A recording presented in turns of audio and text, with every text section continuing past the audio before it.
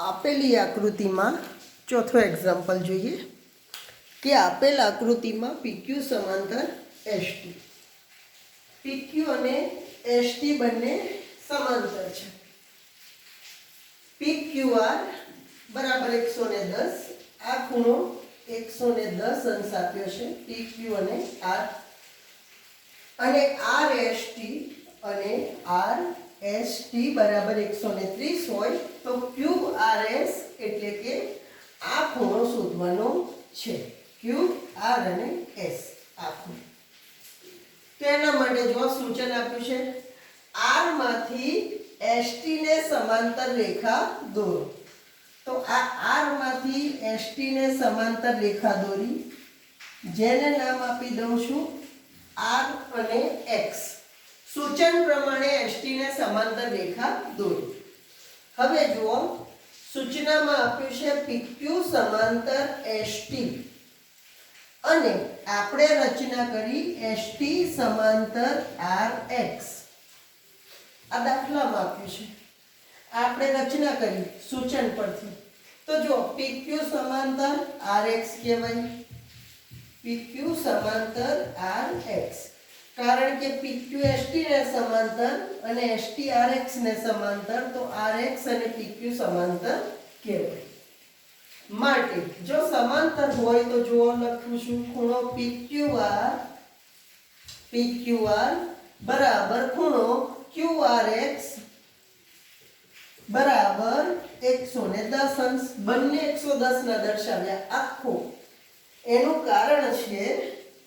કારણ એ કે આ બંને સમાંતર રેખાઓ થાય છે, તો સમાંતર રેખાઓથી બનતા જો અહીંયા યુગ્મ કોણની જોડ PQR અને QRX. કારણ યુગ્મ કોણ. અંતયુગ્મ કોણ લખો તો વધારે બેટર રહે. ત્યારબાદ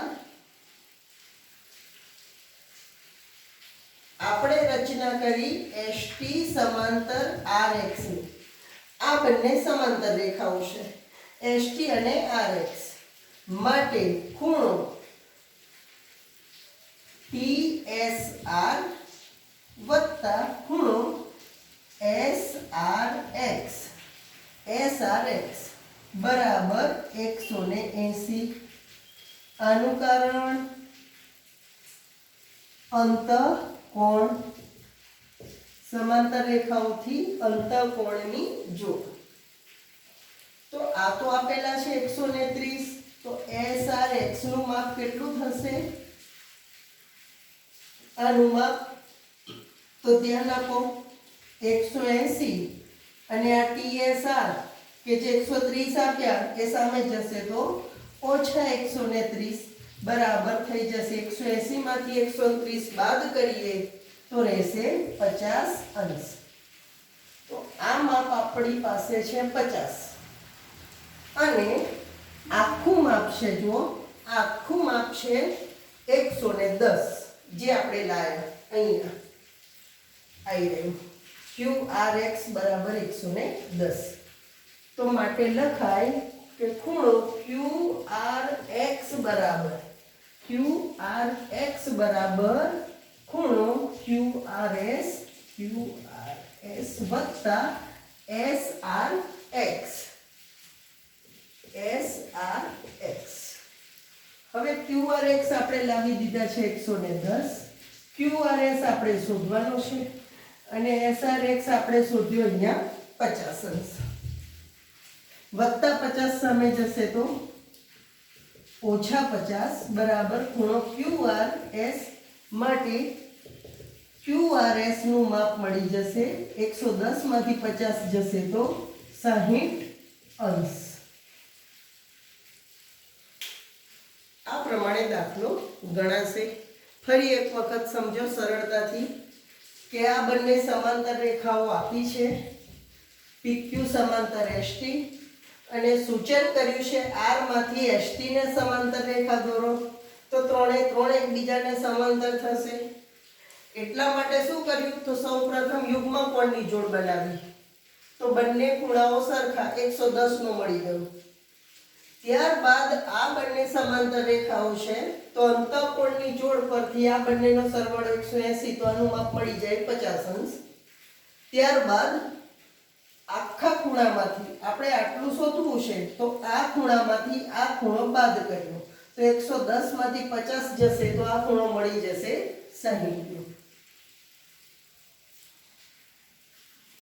એક્ઝામ્પલ 5 જોઈશું કે આપેલી આકૃતિમાં AB સમાંતર CD અને APQ બરાબર 50 APQ બરાબર 50 તો PRD બરાબર PRD આ 127 છે તો x અને y ના મૂલ્ય મેળવો।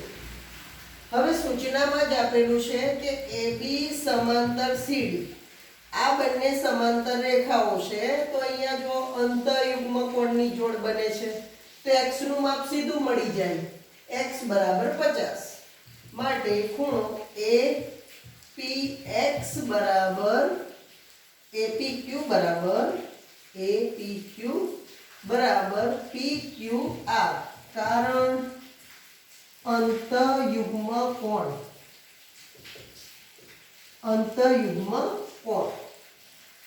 માટે આ બંને x બરાબર 50 અંશ। એક જવાબ તો સીધો મળી ગયો। હવે આ ખૂણો PRD બરાબર આપેલો છે 127। હવે ધોરણ 7 માં તમે અભ્યાસ કરી ચૂક્યા છો કે આ ત્રિકોણનો બહિષ્કોણ કહેવાય। લખીએ કે ખૂણો PRD એ ત્રિકોણ PQR નો બહિષ્કોણ છે। તો બહિષ્કોણનો પ્રમેય તમે સાબિત કર્યો છે ધોરણ 7 માં કે બહિષ્કોણનું માપ તેના અંતઃસંમુખ કોણના સરવાળા જેટલું હોય છે। તો એ લખી દઈએ માટે PRD આ બહિષ્કોણ અને એના બે અંતઃસંમુખ કોણ કયા તો ખૂણો QPR એટલે કે y વત્તા બીજો કયો PQR બંનેના સરવાળા જેટલું હોય છે। હવે PRD બરાબર આપેલા છે 127 અંશ QPR કે જે આપણે શોધવાનો છે આપ્યો છે y અને PQR એટલે કે x આપણે શોધ્યો 50 અંશ। y નું માપ શોધવું છે તો +50 ને બરાબરની સામે લાવું તો -50 બરાબર yn। હવે 127 માંથી 50 ને બાદ કરવામાં આવે તો વધશે 77 અંશ બરાબર y માટે y નું માપ પણ મળી જશે 77 અંશ। આમ x બરાબર 50 અંશ અને y નું માપ મળે છે 77 અંશ।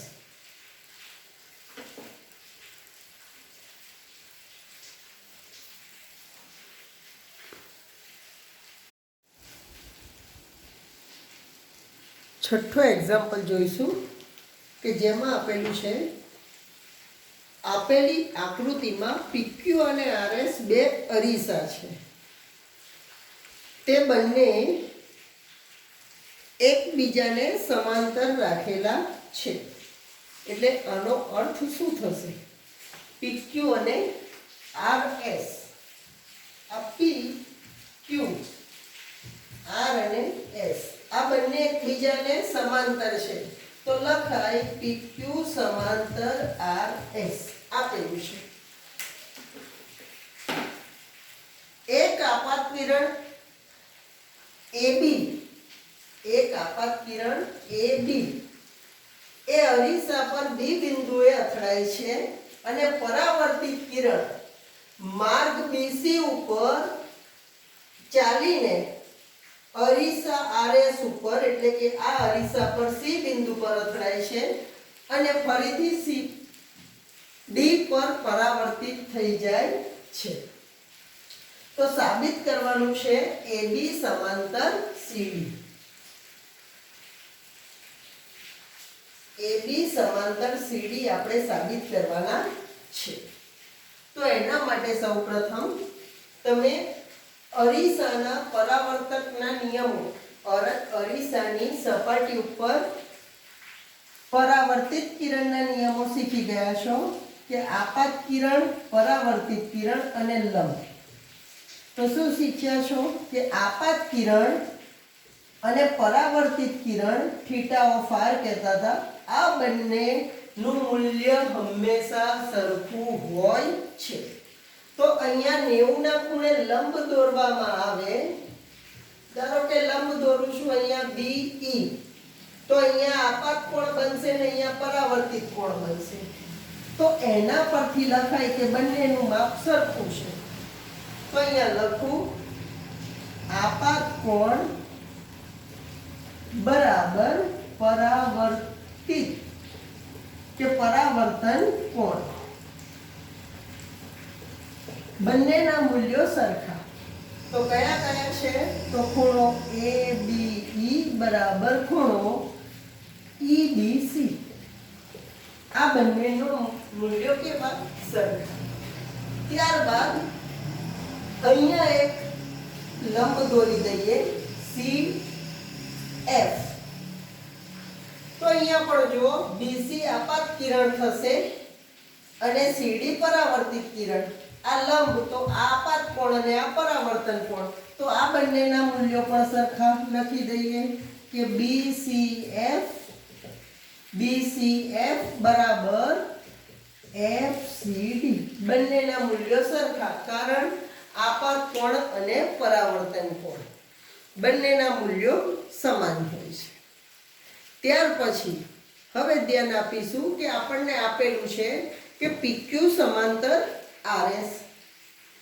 આપણને સૂચનામાં જ આપી દીધું છે કે PQ સમાંતર RS અને આપણે શું દોર્યું છે કે BE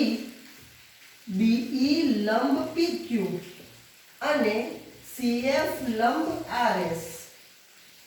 BE લંબ PQ અને CF લંબ RS બે સમાંતર કિરણો વચ્ચે જો લંબ દોરવામાં આવે 90 નો ખૂણો, તો એ બંને પણ એકબીજાને સમાંતર થાય. BE સમાંતર CF થશે. લંબ દોરતા એ બંને સમાંતર થાય. જો આ બંને સમાંતર હોય, આ સમાંતર કિરણો ગણીએ તો આ તેમની છેદિકા અને તેની છેદિકા BC થશે. આ સમાંતર રેખા અને આ છેદિકા, તો આ જો યુગ્મ કોણ બની ગયું. આમ આ ખૂણો અને આ ખૂણો એકબીજાના યુગ્મ કોણ બની ગયા. માટે લખાય ખૂણો EBC બરાબર ખૂણો BCF. કારણ લખીશું અંતઃયુગ્મ કોણ. આ બંને સરખા બતાવી દીધા. હવે સમજો કે ABE બરાબર EBC અને EBC બરાબર BCF આપેલું છે અને BCF બરાબર પાછું FCD. એટલે કહેવાનો અર્થ આના બરાબર આ છે અને EBC બરાબર BCF છે આના પરથી. તો આ સમીકરણ નંબર 1, 2 અને 3 આપી દઈએ તો 3 એ 3 પરથી આ ચારે ચાર ખૂણા સરખા થઈ ગયા. આ બંને ખૂણા સરખા લાયા, આપાત કોણ પરાવર્તન કોણ આ બંને ખૂણા લાયા સરખા અને અંતઃયુગ્મ કોણની જોડ સરખી આવી. તો ચારે ચાર ખૂણા કેવા કેવા છે? સરખા.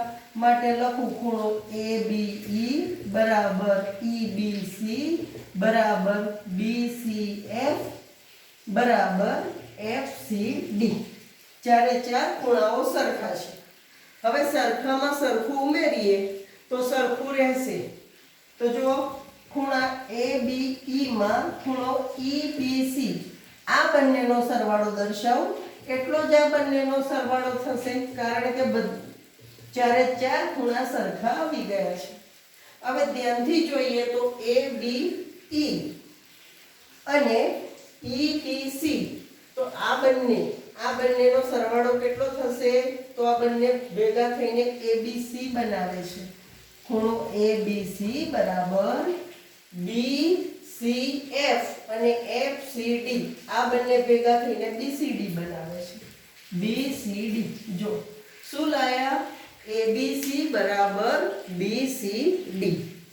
હવે આ બંનેની વાત કરવામાં આવે તો આ બંને ખૂણાઓ AB અને CD, આ બંને ખૂણાઓની વાત કરવામાં આવે તો AB અને CD અને તેમની છેદિકા BC દ્વારા બનતા યુગ્મ કોણોની જોડ થશે. બંને ખૂણા AB અને CD અને તેમની છેદિકા BC દ્વારા બનતા યુગ્મ કોણની જોડ થશે. અહીંયા આટલું સાબિત થઈ ગયા પછી આનું કામ નથી એટલે સમજાવવા માટે ધ્યાન આપો જરા. કયા કયા ખૂણા આયા? ABC એટલે આ ખૂણો અને BCD એટલે કે આ ખૂણો. આ બંને સરખા થયા. આ બંને જો યુગ્મ કોણ જેવી રચના કરે છે. હવે આ બંને યુગ્મ કોણ સરખા થાય તો આ બંને સમાંતર રેખા હોય. એટલે અહીંયા નોંધ કરીશું કે AB ખૂણો ABC અને ખૂણો BCD આ બંને ખૂણા એ રેખાઓ AB અને CD ની